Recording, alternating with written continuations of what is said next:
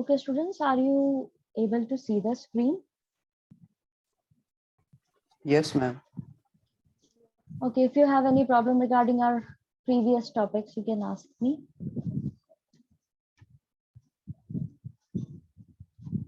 No, ma'am.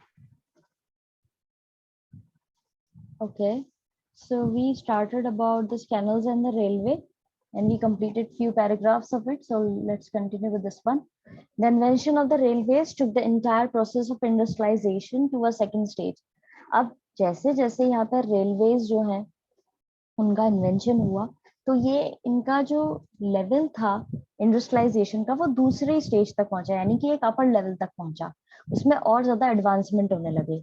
In 1801 Richard Trevithick 1771 and 1833 has devised an engine called the Puffing Devil that pulled trucks around the mine where he worked in Cornwall.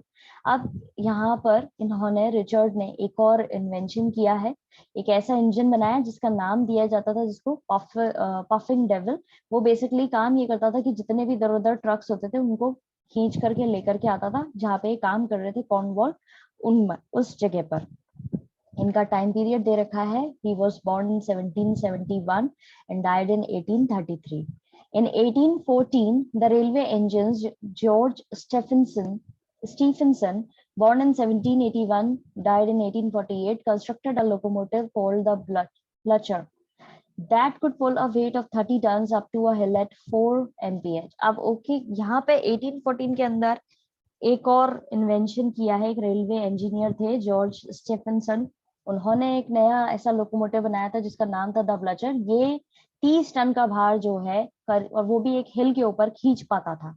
The first railway line connected the cities of Stockton Darlington in 1825। पहली जो railway line बिछाई गई थी शहरों के बीच में वो थी स्टॉकटन और डार्लिंगटन के को जोड़ रही थी, वो 1825 के अंदर हुआ था। ये डिस्टेंस जो है करीब a distance of 9 miles that was completed in 2 hours at the speed of up to 24 kph, 15 mph, and the next railway line connected Liverpool and Manchester in 1813. 1825 के अंदर तो दो शहरों को कनेक्ट किया गया था, स्टॉकटन और डार्लिंगटन, जो करीब 9 मील की दूरी थी, जो कंप्लीट हो रही थी 2 घंटों के अंदर, ठीक है। और फिर उसके बाद में दूसरी रेलवे लाइन जो बिछाई गई थी लिवरपूल और मैनचेस्टर के बीच में 1830 के अंदर, 5 साल बाद।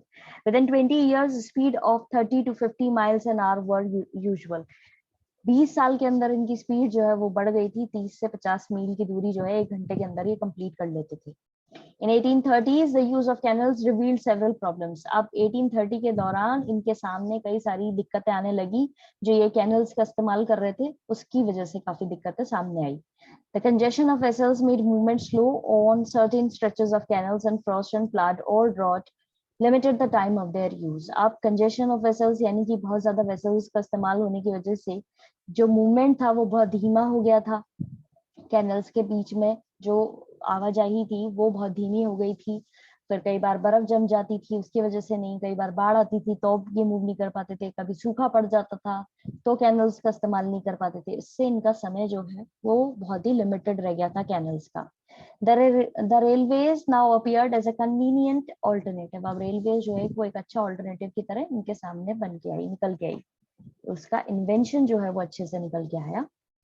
About 6,000 miles of railway was opened in Britain between 1830 and 1850.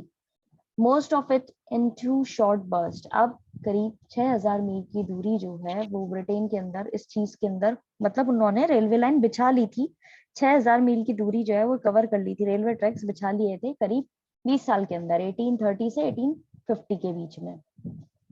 और कुछ जो है वो तो बहुत ही कम समय में यहाँ पे इन्होंने इम्प्रूव कर लिए थे।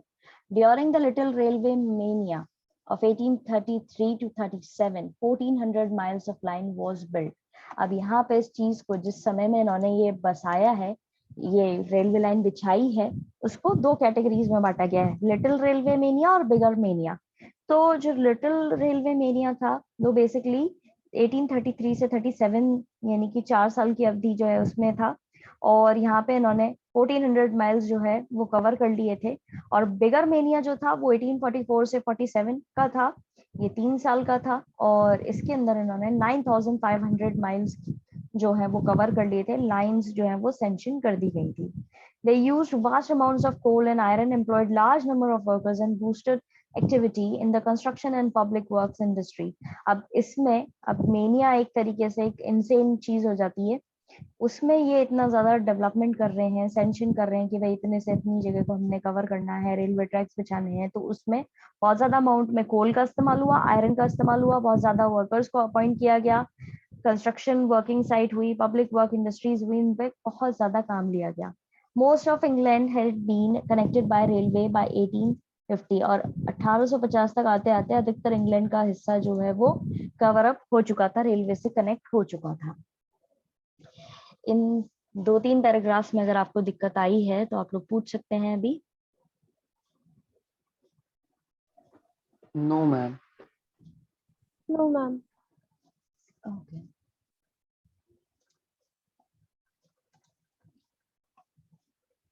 अब आते हैं चेंज लाइफ्स। अब इनकी जिंदगियों पे इस चीज का क्या असर पड़ रहा था वो देखेंगे कि आने वाले सालों के अंदर यहाँ पर इंडिविजुअल्स जो हैं उनकी लाइफ के अंदर बहुत ही रेवोल्यूशनरी चेंजेस आए थे।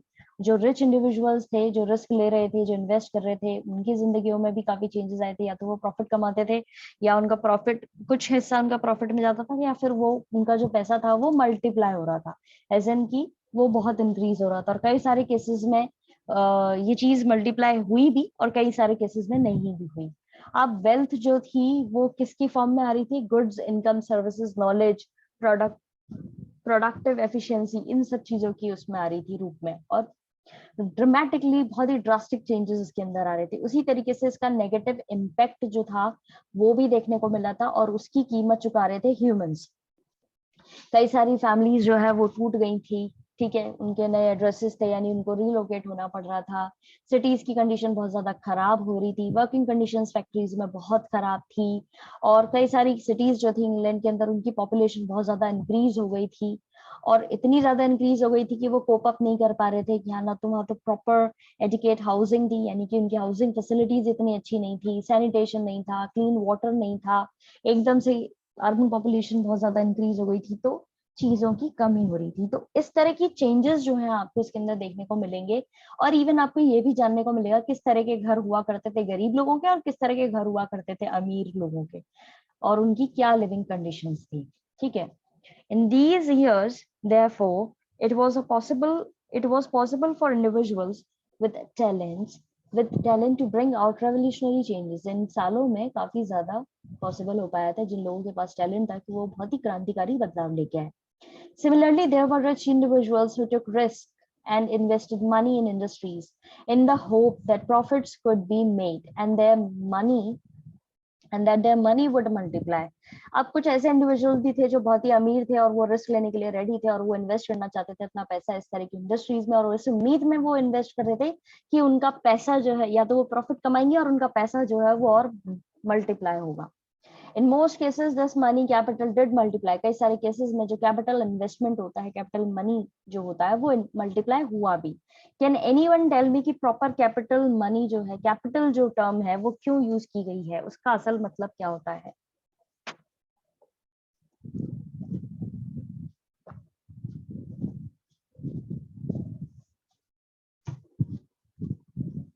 नोबडी, किसी को नहीं पता कैपिटल इन्वेस्टमेंट क्या होता है? Capital is the money invested in creating something. Creating something like what?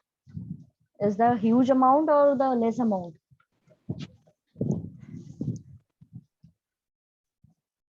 In a huge amount.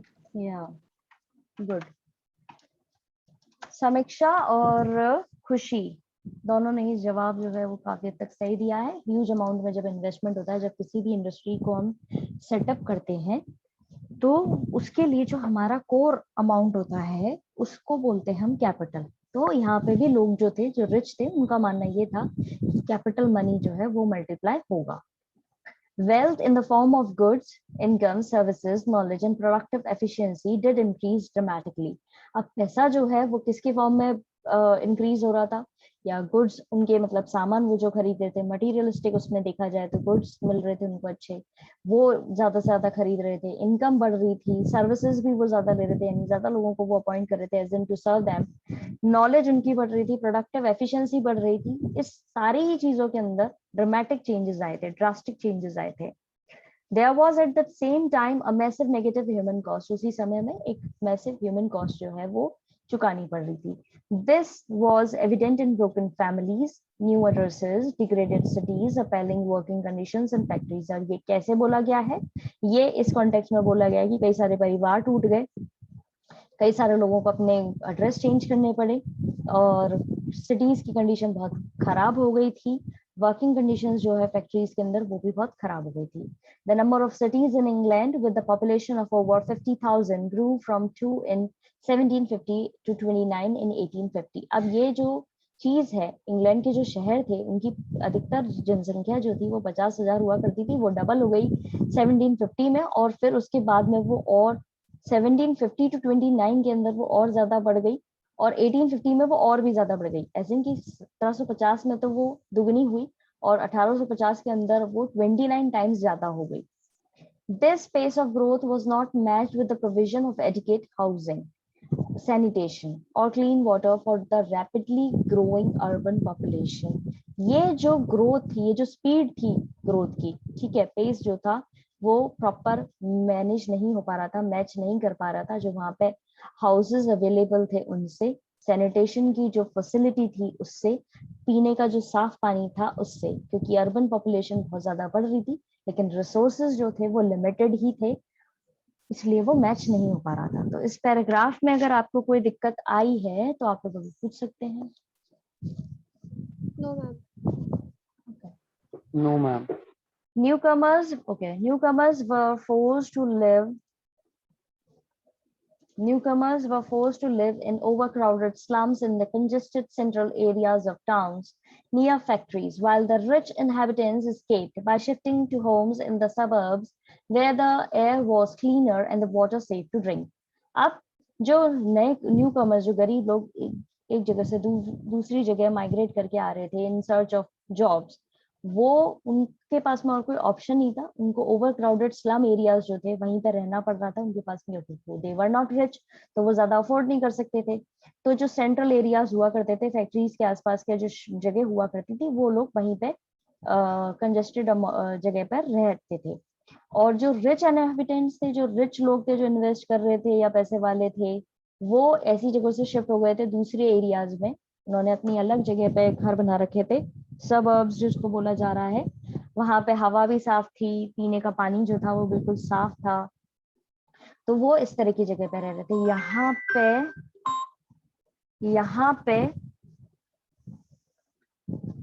यहाँ पे बेसिकली आपको एक फोटोग्राफ दी हुई है, Coalbrookdale carpenters row cottages built by the company for workers in 1783. यहाँ पे साइड में आपको लेफ्ट पोर्शन के अंदर जो जगह देखने को मिल रही है, ये बेसिकली वर्कर्स के लिए बनी हुई है जगह, ठीक है. कोलब्रोकडेल जो जगह के बारे में हमने पढ़ा था, वहाँ की कारपेंटर्स ने यहाँ पे कॉटेज बना रखे हैं वर्कर्स के लिए, कंपनी वर्कर्स के लिए. और दूसरी ये जो चीज है, सॉरी, ये है कॉटेजेस, और ये बेसिकली डार्बी की पेंटिंग है, विलियम वेस्टवुड ने बनाई थी 1835 के अंदर. ये है कॉटेजेस जो अच्छे कंपनी वर्कर्स के लिए बनाए हुए थे. रिज्यूम, ये कॉटेजेस हैं, ठीक है, जो कंपनी ने बनाए थे अपने वर्कर्स के लिए, और ये है डार्बी की पेंटिंग. ठीक है, क्लियर है, कंफ्यूजन तो नहीं? No, ma'am. Okay, far left से चल रही है चीजें, इसलिए ध्यान रखिएगा. ओके, सो बेसिकली ये था हमारी इनकी लाइफ के अंदर जो चेंजेस आए थे वो, और ये थे कैनल्स और रेलवे वाला description. Now moving on, Workers की condition कैसी थी? A survey in 1842 revealed that the average lifespan of workers was lower than that of any other social groups in cities. It was 15 years in Birmingham, 17 in Manchester, 21 in Derby. अब यहाँ पर एक सर्वे के अनुसार जो 1842 के अंदर हुआ है उसमें ये सामने आया था कि एवरेज लाइफ स्पेन जो है वर्कर्स का वो बहुत कम हो गया है. बाकी कंपेयर करें सोशल ग्रुप से जो शहरों में रह रहे हैं उनके कंपैरेटिवली वर्कर्स का लाइफ स्पेन बहुत कम हो गया है. 15 साल रहा है सिर्फ बर्मिंघम में, 17 साल रहा है मैनचेस्टर में और 21 रहा है डर्बी के अंदर. More people died and died at a younger age, ज्यादा से ज्यादा लोग मर रहे थे यंग एज में in the new industrial cities, और वो भी कहाँ, जो नई इंडस्ट्रियल सिटीज थी वहां पर. Then in the villages they had come from, और जो जिंदगी वो लोग जी रहे थे विलेजेस में जहां से वो आए थे वहां के कंपैरेटिवली ज्यादा लोग शहरों के अंदर मर रहे थे. अब आप देख ही सकते हो कि एवरेज लाइफ स्पेन सिर्फ 15 साल 17 साल और 21 साल रहे तो बहुत ज्यादा लोगों की डेथ हो रही थी और वो भी बहुत यंग एज में. Half the children fail to survive beyond the age of 5, आधे से ज्यादा बच्चे जो है वो 5 साल से ज्यादा सर्वाइव कर ही नहीं पाते थे, मर जाते थे. The increase in the population of cities was because of immigrants rather than by an increase in the number of children born to families who already lived there. अब ये इंक्रीज जो है पॉपुलेशन इंक्रीज क्यों हो रहा था? क्योंकि ज्यादा से ज्यादा इमिग्रेंट्स आ रहे थे बजाय इसके कि वहां पे ज्यादा से ज्यादा बच्चे पैदा हो रहे थे. ऐसा नहीं था, जो फैमिलीज वहां पे रह रही थी उनके बच्चों में ज्यादा इजाफा नहीं हुआ था, बल्कि बाहर से आने वाले इमिग्रेंट्स जो थे उनकी वजह से वहां पे पॉपुलेशन बढ़ रही थी. Deaths were primarily caused by epidemics of disease that sprang from the population of water like cholera, typhoid, or of the air like tuberculosis. अब बीमारियां भी वहां पे फैल रही थी, उसकी वजह से ज्यादा वहां पे दिक्कतें हो रही थी. एपिडेमिक्स महामारी जो है वो बहुत ज्यादा फैल रही थी क्योंकि पानी दूषित हो चुका था, उसकी वजह से वहाँ कॉलरा और टाइफाइड फैल रहा था. एयर जो है वो भी बहुत ज्यादा खराब हो गई थी उसकी वजह से, और ट्यूबरक्लोसिस जो है टीबी जिसको हम शॉर्ट में बोलते हैं वो बहुत ज्यादा फैल रहा था. More than 31,000 people died from an outbreak of cholera in 1832. 1832 के अंदर करीब 31,000 लोगों की डेथ हुई क्योंकि वहां पे कॉलरा फैल गया था.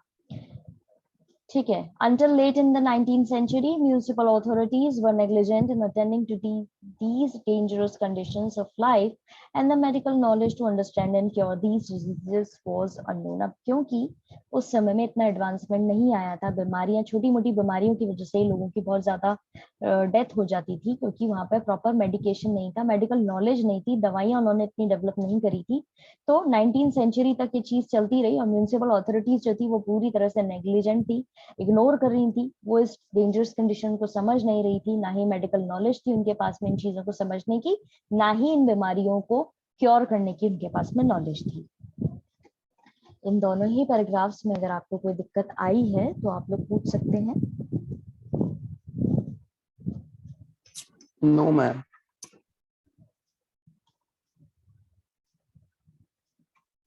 अब women, children and industrialization. Industrial revolution जो है काफी ज्यादा इंपॉर्टेंट चेंजेस आए थे उस समय में. जो बच्चे काम कर रहे थे, जो लेडीज काम कर रही थी वहां पर उनकी लाइफ में, जो बच्चे रूरल पुअर थे वो भी काम कर रहे थे. ठीक है, वो घर से आते थे, फार्म्स पे जॉब कर रहे थे, घरों में काम कर रहे थे, अलग अलग समय पे काम कर रहे थे, डे में काम कर रहे थे, अलग अलग सीजन में काम कर रहे थे. और किसकी अंडर काम कर रहे थे? उनके पेरेंट्स और रिलेटिव्स की नजरों के अंडर काम कर रहे थे.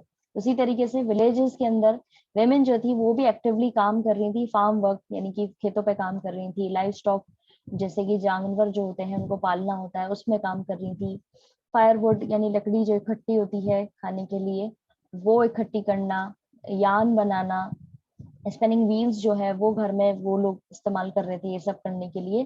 तो वो भी पूरी तरह से इंडस्ट्रियलाइजेशन का हिस्सा थी. The industrial revolution was a time of important changes in the way that children and women worked. Industrial revolution उस समय की बात है, उसके अंदर काफी चेंजेस आए थे, किस तरीके से वुमेन और चिल्ड्रन काम कर रहे हैं उसमें. Children of the rural poor had always worked at the home or in the farm at jobs that varied during the day or between seasons under the watchful eye of parents or relatives. बच्चे जो rural माहौल के थे, गांव के थे, वो अधिकतर काम करा करते थे घरों में या फार्म जॉब्स किया करते थे और अपने अलग अलग दिन अलग अलग सीजन्स में काम करते थे और अपने पेरेंट्स और रिलेटिव्स की निगरानी में काम करते थे. Likewise, in villages, women were actively involved in farm work. They reared livestock, gathered firewood, and spun yarn on spinning wheels in their homes. उसी तरीके से गाँव के अंदर women भी एक्टिवली सब काम कर रही थी, फार्म वर्क पे काम कर रही थी, लाइव स्टॉक को पालना हो, दूसरे के उसमें काम कर रही हैं, फाइबर इकट्ठी करनी हो और स्पन यार्न का इस्तेमाल कर, वो स्पन मतलब स्पिनिंग का काम कर रही थी, तो अपने घरों के अंदर जो उनके स्पिनिंग व्हील्स थे उस पर। समझ में आया फर्स्ट पैराग्राफ में? किसी को कोई दिक्कत? No, ma'am. Okay. Work in the factories with long and unbroken hours of the same kind of work under strict discipline and sharp forms of punishment was completely different. अब इनके काम करने के जो आवर्स थे वो बहुत ज्यादा थे, बीच में कोई गैप नहीं हुआ करता था, सेम काम करना पड़ता था, स्ट्रिक्ट डिसिप्लिन के अंदर काम करना पड़ता था। अगर आप कोई कानून तोड़ो या कोई रूल तोड़ो तो आपके साथ में पनिशमेंट भी बहुत खतरनाक हुआ करता था। ये चीज बहुत ज्यादा क्रिटिकल थी। The earnings of women and children were necessary to supplement men's meager wages. अब यहाँ पर जो अर्निंग्स थी विमेन और चिल्ड्रन की, वो मेन की जो वेजेस थी उसके सपोर्ट में रहती थी। As the use of machinery spread the fewer workers were needed, क्योंकि मशीनरी जितनी ज्यादा डेवलप हो रही थी उतने ही कम जॉब्स हो रही थी, वर्कर्स से काम जो है वो कम लिया जा रहा था। Industrialist prefer to employ women and children who would be less agitated about their poor working condition and work for lower wages than men. और दूसरा रीजन ये था, एक तो मशीनरी बहुत ज्यादा फैल रही थी तो कम काम की वर्कर्स की कम जरूरत पड़ती थी, और दूसरा रीजन ये था कि इंडस्ट्रियलिस्ट जो थे वो विमेन और बच्चों को ज्यादा प्रेफरेंस देते थे कि एक तो ये ज्यादा कंप्लेन नहीं करेंगे कि यहाँ पे कितनी खराब कंडीशन है काम करने की, और साथ साथ इनको मैन के कंपैरेटिवली सैलरी जो है वो भी बहुत कम दी जाती थी, तो वो उसको लेकर के भी उनको प्रेफर करते थे कि इनको काम पे ले लो, बच्चों और लेडीज को पैसे भी कम देने पड़ेंगे, काम भी ज्यादा ले लेंगे इनसे और ये ज्यादा कंप्लेन भी नहीं करेंगे। They were employed in large numbers in cotton textile industries in Lancashire and Yorkshire. अब ये जो है बेसिकली उनको बहुत ज्यादा अमाउंट में एम्प्लॉय किया जाता था, काम पे रखा जाता था कॉटन टेक्सटाइल इंडस्ट्री के अंदर। दो शहरों के नाम दिए गए, लैंकाशायर और यॉर्कशायर में। women were also the main workers in silk, और सिल्क इंडस्ट्री में भी ये ज्यादा इंपॉर्टेंटली काम करती थी, लेस मेकिंग में काम करती थी और निटिंग इंडस्ट्री में काम करती थी, as well as along with the children in the metal industry of Birmingham, और साथ में बच्चों के साथ में भी काम दिया जाता था इनको मेटल इंडस्ट्री के अंदर बर्मिंघम में। Machinery like the cotton spinning jenny was designed to be used by the child worker with the small build and nimble fingers. अब क्या है, बेसिकली बच्चों को काम करवाया जाता था ऐसी इंडस्ट्रीज में। स्पिनिंग जेनी जो है वो बेसिकली डिजाइन किया जाता था कॉटन स्पिनिंग इंडस्ट्री में, क्योंकि बच्चों के हाथ जो है वो छोटे छोटे होते हैं और बहुत ही छोटी उंगलियां होती है, स्मॉल बिल्ड होती हैं, तो इजीली एक जगह से दूसरी जगह वो मूव कर जाते हैं कंजस्टेड जगह पे, और काम भी उनसे ज्यादा करवाया जा सकता है इसीलिए। Children were often employed in textile factories because they were small enough to move between tightly packed machinery. छोटे बच्चों को ज्यादा एम्प्लॉयमेंट मिलता था टेक्सटाइल फैक्ट्रीज के अंदर, क्योंकि वो कंजस्टेड जगहों में और मशीनरी के बीच में भी एक जगह से दूसरी जगह इजीली निकल पाते थे।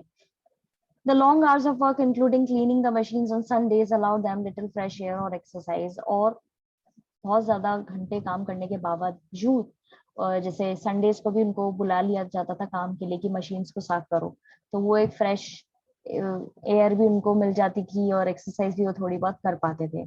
Children caught their hair in machines or crushed their hands, while some died when they fell into machines as they dropped off to sleep from exhaustion. अब ये इम्पोर्टेंट है कि बच्चे कैसे सफर कर रहे थे, उनके बाल फट जाते थे मशीनों के अंदर, उनकी उंगलियां और हाथ आ जाते थे मशीनों के अंदर, मर जाते थे वो जब वो मशीन में गिर जाते थे, क्योंकि उनको ओवर एग्जॉशन उनके साथ में बहुत ज्यादा हो रहा था, काम बहुत ज्यादा लिया जा रहा था, नींद आ जाती थी, तो वो नींद में आते ही गिर जाते थे मशीनों के अंदर, तो इस वजह से भी उनकी डेथ हो जाया करती थी।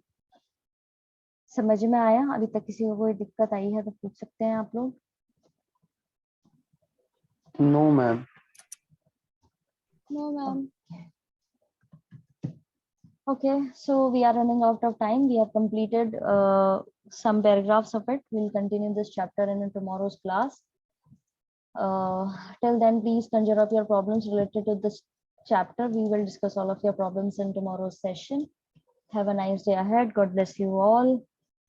Stay fit, stay healthy. Thank you, ma'am. Thank you, ma'am. Welcome.